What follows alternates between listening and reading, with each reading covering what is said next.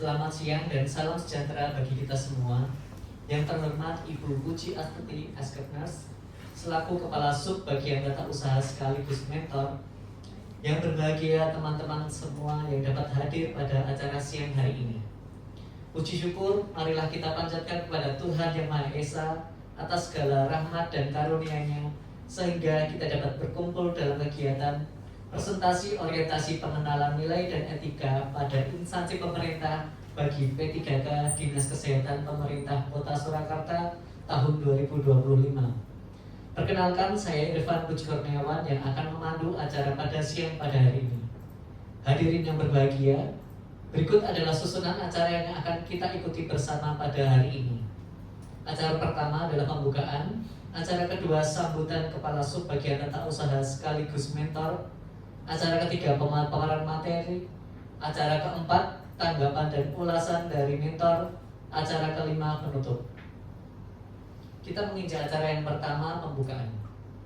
Marilah pada siang hari ini kita buka dengan doa agar acara siang hari ini dapat berjalan dengan lancar. Berdoa menurut agama masing-masing, dimulai.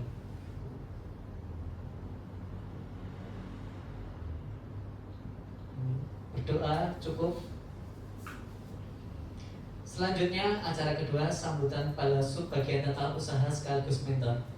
Selanjutnya, marilah kita simak sambutan Ibu Puji Astuti Askepners selaku Kepala Sub Bagian Tata Usaha sekaligus mentor. Kepada yang terhormat Ibu Puji Astuti Askepners, kami persilahkan. Terima kasih. Assalamualaikum warahmatullahi wabarakatuh. Pertama-tama kita bersyukur pada siang hari ini kita bisa hadir dalam keadaan sehat, bahagia ya. Yang kedua, ini nanti ada pemaparan dari ASN RM, di mana pada siang hari ini nanti akan mengambil optimalisasi pemanfaat aplikasi RGS Clean di Puskesmas Gambir. Jadi diharapkan apa yang dipaparkan pada siang hari ini benar-benar bisa mengurai atau menyelesaikan permasalahan di sini, terutama pada pendaftaran. Ya, di pendaftaran karena di mana Gambir Sari itu pastinya cukup banyak, jadi pastinya ada setiap kali permasalahan, entah itu waktu pengantrian atau pemanggilan atau sampai dengan pasien pulang selesai di pengobatan atau pelayanan kesehatan di Puskesmas Gambir Sari. Diharapkan sekali lagi silahkan untuk inovasi yang kali ini diharapkan bisa menyelesaikan, paling tidak meminimalisir masalah pendaftaran, karena di mana pendaftaran itu sebagai ujung tombak tatapan pertama dari pasien, dan di situ antara pelayanan dan sampai dengan pasien selesai, yang pertama itu yang bertatap muka itu di pendaftaran, dan kalau di pendaftaran aman, lancar, insya Allah nanti di pelayanan berikutnya sudah tidak bermasalah. Saya kira itu arahan atau bimbingan dari saya. Waktu sepenuhnya saya kembalikan pada pengacara. Terima kasih. Assalamualaikum warahmatullahi wabarakatuh. Terima kasih atas arahannya. Semoga kegiatan ini menjadi bekal yang bermanfaat bagi kita semua. Menginjak acara ketiga, pemaparan materi. Memasuki acara inti, kita akan mendengarkan pemaparan dengan tema optimalisasi pemanfaatan aplikasi web QS Client di Puskesmas Gambir Sari. Kepada pemateri yang terhormat Bu Dani Kusumaningrum AMD RNIK, kami persilahkan.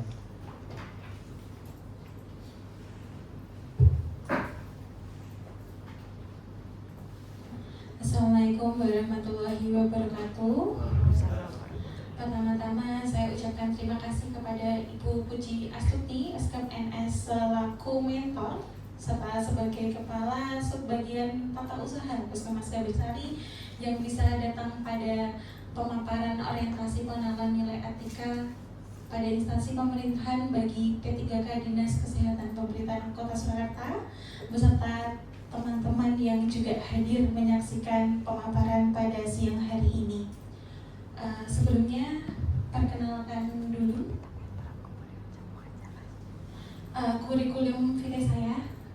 Saya bernama Dadik Kusmaningrum, lahir di Karanganyar tanggal 30 Maret 1994, berdomisili di Ngemplak RT 2 RW 5 Wonolopo Tasikmalaya Karanganyar.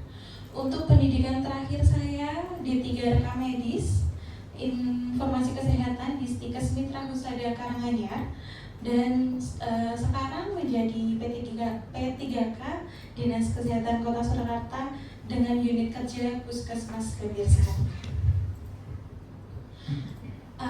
Langsung saja untuk latar belakang dari orientasi dengan judul saya, yaitu pertama latar belakangnya yaitu orientasi tahap 2, yaitu pengenalan nilai dan etika pada instansi pemerintahan bagi pegawai pemerintah dengan perjanjian kerja Kota Surakarta tahun 2025 yang dilaksanakan oleh Badan Kepegawaian dan Pengembangan Sumber Daya Manusia Kota Surakarta. Kemudian dalam kegiatan orientasi ini menekankan pada penerapan nilai-nilai dasar core value berakhlak, yaitu berorientasi pelayanan, akuntabel, kompeten, harmonis, loyal, adaptif, dan kolaboratif. Kemudian berdasarkan Permenkes nomor 19 tahun 2024 tentang penyelenggaraan pusat kesehatan masyarakat menetapkan standar pelayanan di puskesmas yang harus dipatuhi untuk meningkatkan kualitas pelayanan kesehatan kepada masyarakat. Kemudian banyaknya komplain masih terkait ketidakjelasan waktu tunggu pasien akan menjadi serius apabila tidak ditangani dengan sungguh-sungguh, sehingga judul yang akan saya ambil ini semoga bisa membantu untuk menyelesaikan isu tersebut. Maksud dan tujuan dari orientasi ini yaitu pertama, peserta mampu memahami program orientasi serta mengenal nilai dan etika instansi pemerintah dalam mendukung pelaksanaan tugas jabatannya dan mendukung pencapaian visi misi organisasi. Kedua, peserta mampu mengaktualisasikan nilai-nilai dasar ASN berakhlak. Ketiga, peserta mampu membahas isu yang terdapat di bagian rekam medis Puskesmas Gambir. Kemudian untuk tujuannya yaitu pengenalan tugas dan fungsi ASN. Kemudian pengenalan nilai dan etika pada instansi pemerintah. Kemudian diharapkan mampu mengaktualisasikan nilai-nilai dasar ASN berakhlak serta dapat melaksanakan tugas yang menjadi kewajibannya dalam melaksanakan program pemerintah di unit kerja. Seminar MOC tahap kedua ini merupakan seminar tahap terakhir dari tahapan MOC tahap kedua, yaitu yang mulai dilaksanakannya tanggal 16 Mei, kemudian berakhir di hari ini, seminar hari ini pada tanggal 25 Juni 2025. Adapun visi dan misi Kota Surakarta, yaitu visi misi Kota Surakarta mewujudkan Surakarta sebagai kota budaya yang modern, tangguh, gesit, kreatif, dan sejahtera. Untuk misinya memiliki 7 misi, yaitu yang pertama, meningkatkan kualitas kesehatan masyarakat berkelanjutan. Kedua, memperkuat pertumbuhan ekonomi adaptif dan berkelanjutan. Ketiga, mewujudkan tata ruang dan infrastruktur kota yang mendukung pemajuan kebudayaan dan pariwisata. Keempat, meningkatkan kualitas dan daya saing pemuda dan masyarakat umum di bidang pendidikan, ekonomi, seni budaya, dan olahraga. Misi kelima yaitu mengembangkan tata kelola pemerintahan dan pelayanan publik yang gesit dan kolaboratif berlandaskan semangat gotong royong dan kebinekaan, gesit, dan kolaboratif. Keenam, mewujudkan kemakmuran dan kesejahteraan bersama warga kota yang berkeadilan dan inklusif. Untuk misi ketujuh, yaitu misi terakhir, mewujudkan daerah yang kondusif dan kerukunan antar umat beragama dalam tata kehidupan kemasyarakatan yang saling menghormati. Adapun SOTK dari pemerintahan Kota Surakarta, yaitu dikepalai oleh wali kota dan wakil wali kota. Kemudian struktur organisasi dan tata pemerintahan kota, di mana dipimpin tertinggi oleh wali kota. Puskesmas berada di bawah Dinas Kesehatan yang merupakan bagian dari struktur dinas daerah dalam SOTK. Untuk visi dan misi Dinas Kesehatan Kota Surakarta sendiri, yaitu memiliki visi mewujudkan Dinas Kesehatan Kota Surakarta ikhlas dalam memberikan pelayanan prima. Kemudian memiliki misi memberikan pelayanan prima yang berorientasi pada kesesuaian peraturan perundangan yang berlaku, keterbukaan informasi dan kejelasan. Kemudian meningkatkan kualitas SDM aparatur secara periodik dan berkelanjutan. Kemudian untuk misi yang ketiga, mengembangkan sarana dan prasarana serta memutakhirkan teknologi informasi. Berikut SOTK Dinas Kesehatan Kota Surakarta. Kemudian untuk selanjutnya, Puskesmas Gambirsari sebagai unit kerja saya, yaitu memiliki profil sebagai merupakan unit organisasi yang bersifat fungsional Dinas Kesehatan Kota Surakarta yang bertanggung jawab terhadap penyelenggaraan upaya kesehatan wilayah kerja Puskesmas Gambirsari Kota Surakarta. Kemudian berdasarkan karakteristik wilayah, Puskesmas Gambirsari merupakan puskesmas kawasan perkotaan, sedangkan berdasarkan kemampuan penyelenggaraan termasuk dalam kategori puskesmas non-rawat inap, yang dimana Puskesmas Gambirsari itu memiliki 3 wilayah kelurahan, yaitu Kelurahan Joglo, Kadipiro, dan Banjarsari. Kemudian untuk visi dan misi Puskesmas Gambirsari, yang pertama misi waras sebagai gaya hidup. Kemudian untuk misi memberikan pelayanan kesehatan secara profesional. Yang kedua, mendorong terwujudnya masyarakat berparadigma sehat. Ketiga, aktif berinovasi, melindungi kesehatan masyarakat agar dapat memberikan pelayanan prima yang berkualitas. Berikut struktur organisasi kerja integrasi layanan primer Puskesmas Gambirsari yang dikepalai oleh Dr. Suwarji sebagai Kepala Puskesmas. Kemudian untuk penanggung jawab klaster pertama, yaitu Ibu Puji Astuti Eskop NS. Kemudian untuk klaster kedua, Dr. Margareta Adiningrum. Untuk klaster ketiga, Dr. Happy. Ke klaster keempat, yaitu Bapak David. Dan untuk lintas klaster, Dr. Gigi Puji Lestari. Kemudian akan saya jelaskan tugas pokok sesuai dengan Permen PRB tentang tugas pokok fungsi sebagai perekam medis, yaitu memiliki 7 fungsi besar. Di antaranya adalah 1. Pengembangan sistem dan formulir rekam medis. Kedua, pendaftaran dan pembuatan indeks pasien.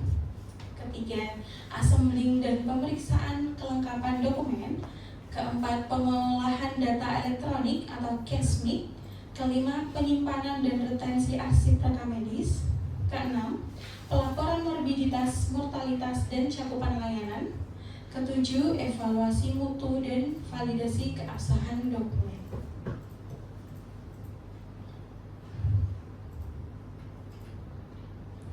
Rencana dan hasil kerja selama orientasi saya, yaitu saya mengambil tentang judul pemanfaatan aplikasi, optimalisasi pemanfaatan aplikasi WebSQ klien di Puskesmas Gambirsari, karena terdapat beberapa isu, yaitu saya mendapat 5 isu yang akhirnya saya angkat menjadi judul orientasi, judul seminar saya pada siang hari ini, yaitu tentang estimasi waktu tunggu.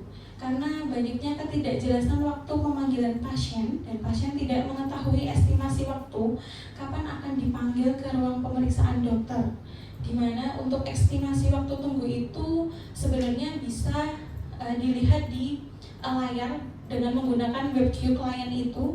Mereka lebih tahu nomor antriannya itu sampai berapa, dan jadi untuk pasien tidak terlalu banyak komplain di bagian pendaftaran. Kemudian untuk informasi antrian, yaitu kurangnya informasi antrian secara visual dan real time. Jadi penggunaan web queue klien itu juga memberikan informasi antrian secara real time.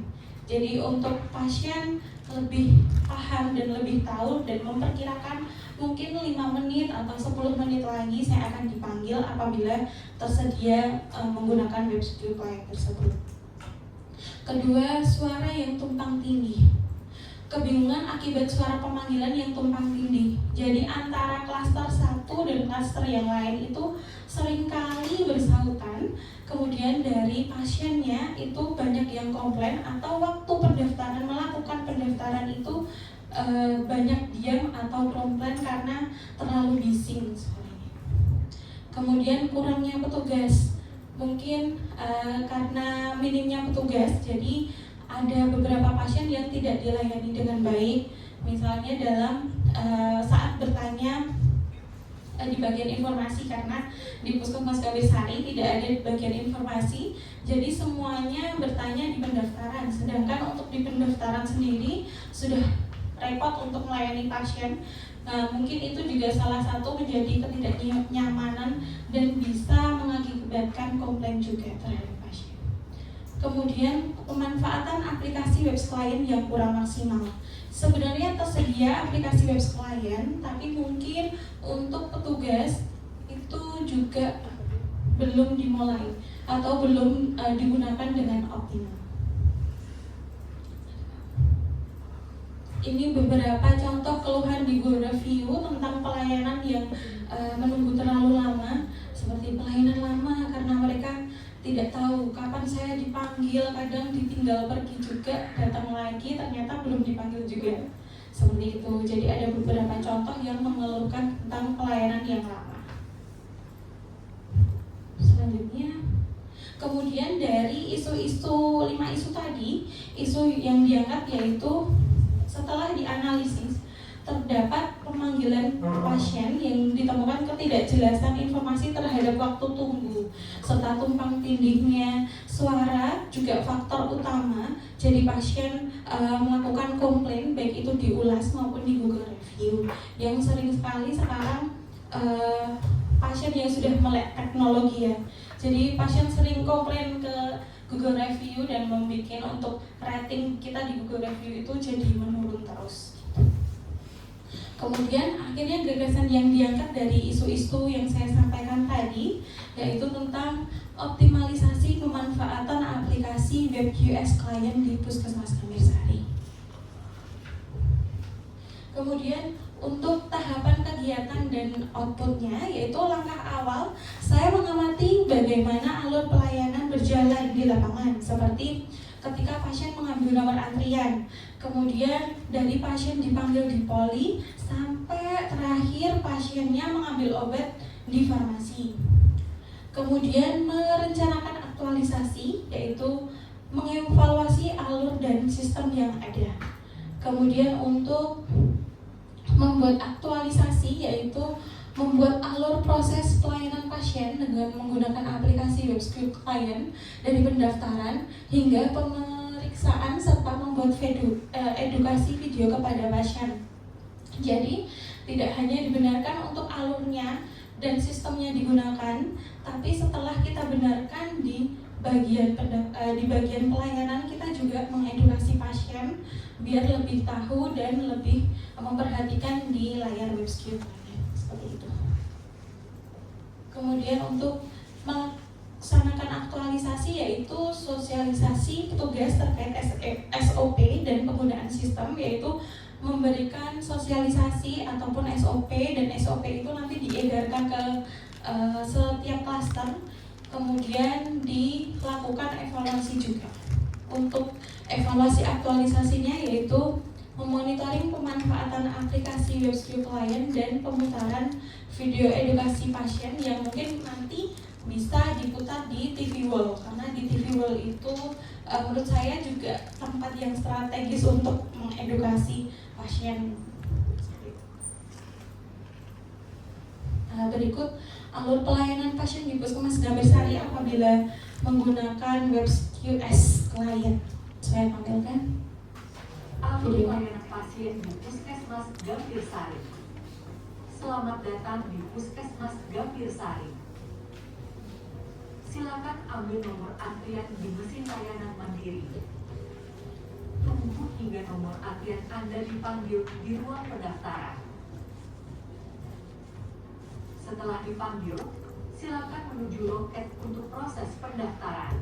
Lanjutkan menunggu panggilan ke poli yang dituju sesuai dengan nomor antrian pendaftaran. Pasien akan dilayani oleh dokter sesuai poli yang dituju. Terakhir, tunggu panggilan antrian obat di bagian farmasi. Mohon diingat nomor antrian pendaftarannya karena digunakan sampai pelayanan farmasi. Ambil obat Anda sesuai resep. Terima kasih telah berkunjung ke Puskesmas Gambirsari. Ya, berikut video untuk alur pelayanan apabila menggunakan WebSQ Client. Jadi nanti pasien ngambil nomor antrian, misalnya untuk ke poli umum itu antriannya A01, untuk ibu hamil C01. Nah, nomor antrian itu digunakan di setiap layanan. Misalnya dari pendaftaran akan memanggil A01, nanti di WebSQ Client di pendaftaran akan menampilkan WebSQ Client gitu, nomor antriannya A01. Kemudian dari poli KIA atau poli umum itu juga memanggilnya juga menggunakan WebSQ Client. Jadi nanti di layar display mungkin nanti akan disediakan display di setiap poli. Jadi nanti pasien selalu memperhatikan nomor antriannya. Jadi nomor antriannya itu digunakan dari awal pendaftaran sampai panggilan obat. Seperti itu. Kemudian selain untuk video edukasi tersebut, mungkin nanti bisa ada seperti FOP, prosedur pelaksanaan layanan WebSQ Client. Nanti seperti langkah-langkah apa saja sih yang dilakukan oleh petugas di setiap pendaftaran atau poli pemeriksaan dan farmasi, dan bagaimana caranya menggunakan WebSQ Client tersebut. Seperti untuk di bagian pendaftaran, yaitu petugas membuka aplikasi WebSQ Client lalu memilih layanan pendaftaran 1, 2, atau 3 sesuai dengan tempat bertugas. Kemudian petugas menekan tombol panggil dan hadir pada nomor antrian yang sesuai. Kemudian sistem akan menampilkan nomor antrian di layar display dan mengumumkan lewat speaker. Jadi otomatis kalau kita panggil nanti layar di display akan muncul A1 beserta nama. Jadi A1 misalnya Siti Aminah atau A2 Siti Aminah, seperti itu. Dan itu juga dilaksanakan di poli pemeriksaan dan farmasi. Karena selama ini untuk WebSQ Client itu hanya digunakan di bagian pendaftaran. Untuk poli pemeriksaan dan farmasi masih menggunakan pemanggilan manual seperti itu. Jadi bikin suara lebih tumpang tindih. Jadi banyak pasien juga yang komplain di bagian pendaftaran masalah tersebut. Kemudian untuk rencana kerja menengah dari output hasil tersebut, yaitu untuk tahun kegiatan 2025, yaitu sosialisasi penggunaan WebSQ Client kepada seluruh pengguna di setiap klaster, yaitu misalnya di bagian pendaftaran yaitu petugas pendaftaran, untuk di ruang pemeriksaan yaitu seluruh perawat yang memanggil pasien.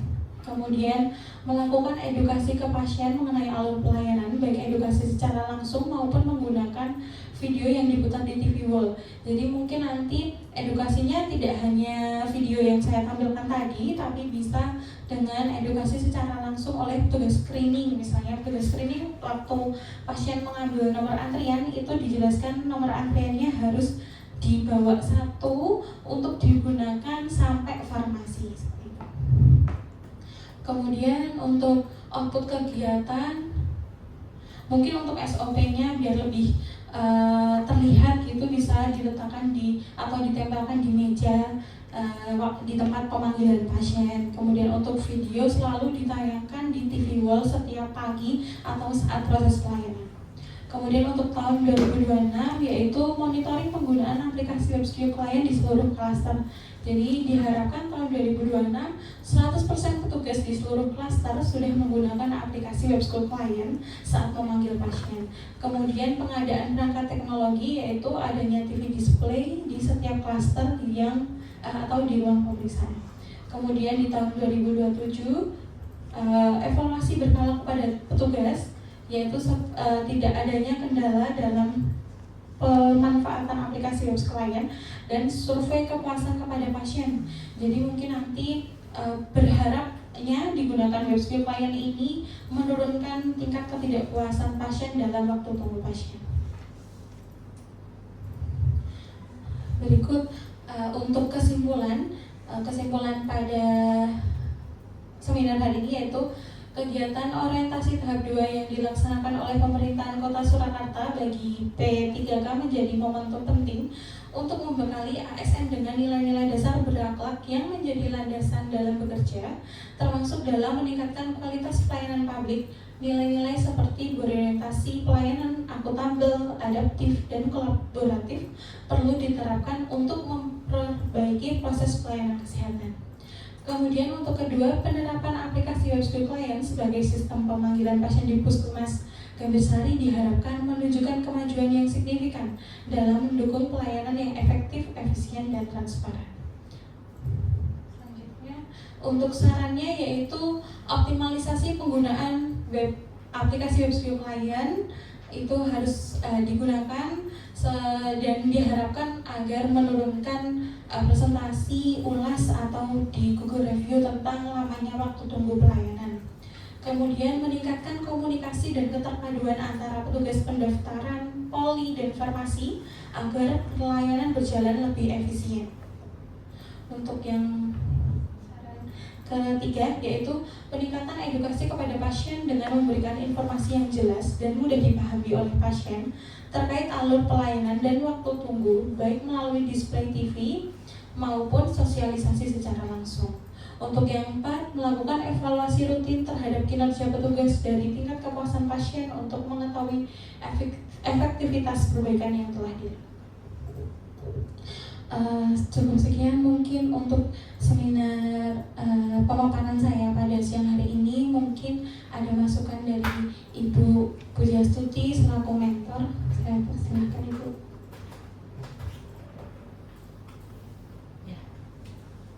Tepuk tangan dulu. Ya, ini Mbak Dani untuk kali ini akan orientasi dulu ya untuk pelaksanaannya di 2026. Diharapkan dalam sosialisasi ini nanti yang pertama pastinya ke pasien ya. Pasien mau dibaca leaflet? Oh ya, monggo nanti segera videonya dibuat, bisa diputar di TV Wall. Itu nanti biar pasien mulai sekarang kan pasiennya seringnya yang datang itu ya, maksudnya ya walaupun ada ganti-ganti pasien baru, tapi pasien lama tetap harus dilakukan sosialisasi agar besok saat dilakukan optimalisasi pemanfaatan aplikasi web studio klien ini masyarakat sudah paham dan pastinya ini bisa terlaksana. Besok sarplasnya harus dilengkapi dulu karena ini memerlukan sarplas tentang baik itu televisi maupun akun atau apa ya ini yang nanti namanya lebih ke display antrian ya. Jadi nanti berarti tidak perlu pemanggilan ya. Jadi pemanggilannya tidak secara manual Ibu. Iya, tinggal pencet ya. Tinggal pencet nanti di display muncul nomor antrian dan nama. Ya, nanti di setiap unit ada layarnya. Ya. Jadi pasien memang harus konsentrasi, maksudnya dia paham bahwa nomornya itu berapa. Jadi tidak mengingat-ingat namanya, tapi mengingat nomor antriannya. Ya, semoga ini inovasi yang dibuat bisa mengurangi mengurai atau meminimalisirkan permasalahan tentang antrian pelayanan yang di unit-unit sampai dengan pengambilan obat di farmasi. Jadi nanti pasien memang selama ini pasien kan kadang dia tidak dengar karena pemanggilan bertuburkan, akhirnya yang paling dekat, yang mudah dijangkau itu memang pendaftaran. Nah, pendaftaran itu akan ditanya kapan saya dipanggil, ini sudah nomor antrian berapa, kira-kira berapa menit lagi kok saya tidak dipanggil-panggil.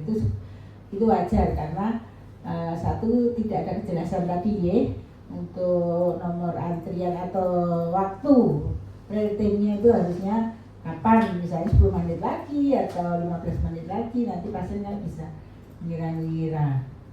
Jadi terima kasih. Saya harapkan ini untuk inovasi ini benar-benar bisa dilaksanakan, mengingat juga akan ada sarana dan prasarana yang harus kita penuhi, dan kedepannya di pelayanan pendaftaran sampai dengan unit terakhir di farmasi semuanya bisa berjalan baik, pasien nyaman dan mudah untuk bisa dilaksanakan. Terima kasih Madam ASN Mbak Dani. Saya harapkan ini bisa terlaksana, benar-benar terlaksana dan mempermudah di pelayanan kita. Cukup. Baik, terima kasih Ibu atas kesempatan pemaparan pada pagi hari ini. Untuk waktu dan tempat saya kembalikan kepada moderator.